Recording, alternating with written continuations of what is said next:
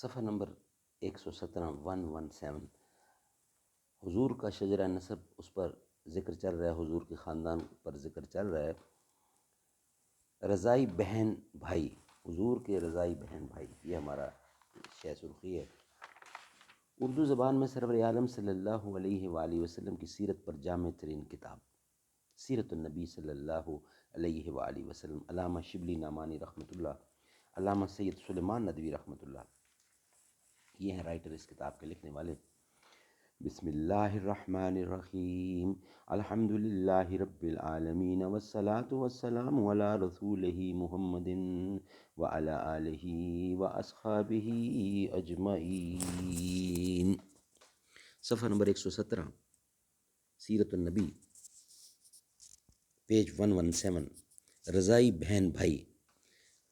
حضور کے خاندان کا چونکہ سبجیکٹ چل رہا ہے، جب بھی حضور کا نام آئے تو صلی اللہ علیہ وسلم پڑھیں، درود شریف پڑھیں۔ حضرت صلی اللہ علیہ وسلم کے 4 رضائی بھائی بہن تھے، جن کے نام یہ ہیں: عبداللہ، انیسہ، حذیفہ اور حذافہ، جو شیمہ کے لقب سے مشہور تھے۔ ان میں سے عبداللہ اور شیمہ کا اسلام لانا ثابت ہے، باقیوں کا حال معلوم نہیں۔ مدینہ کا سفر۔ حضرت صلی اللہ علیہ وسلم کی عمر جب 6 برس کی ہوئی تو آپ کی والدہ آپ کو لے کر مدینہ گئیں، چونکہ حضرت صلی اللہ علیہ وسلم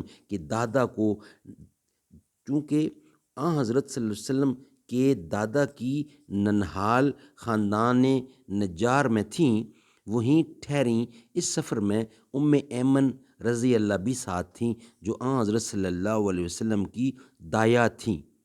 مورخین نے لکھا ہے کہ آپ کی والدہ اس ننہالی رشتہ کی وجہ سے مدینہ گئیں، لیکن یہ رشتہ دور کا رشتہ تھا۔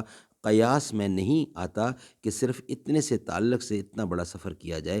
میرے نزدیک بعض مورخین کا یہ بیان صحیح ہے کہ حضرت آمنہ اپنے شوہر کی قبر کی زیارت کے لیے گئی تھیں، جو مدینہ میں مدفون تھے۔ بہرحال 1 مہینہ تک مدینہ میں مقیم رہیں۔ واپس ہوتے ہوئے جب مقام ابوا میں پہنچی تو ان کا انتقال ہو گیا اور یہیں مدفون ہوئیں۔ ایمن حضرت صلی اللہ علیہ وسلم کو لے کر مکہ میں آئیں۔ ایک گاؤں کا نام ہے ابوا، جو حجفہ سے 23 میل پر واقع ہے۔ یہ ابوا کا ذکر ہو رہا ہے۔ ابوا کیا ہے؟ ایک گاؤں کا نام ہے جو حجفہ سے 23 میل پر واقع ہے۔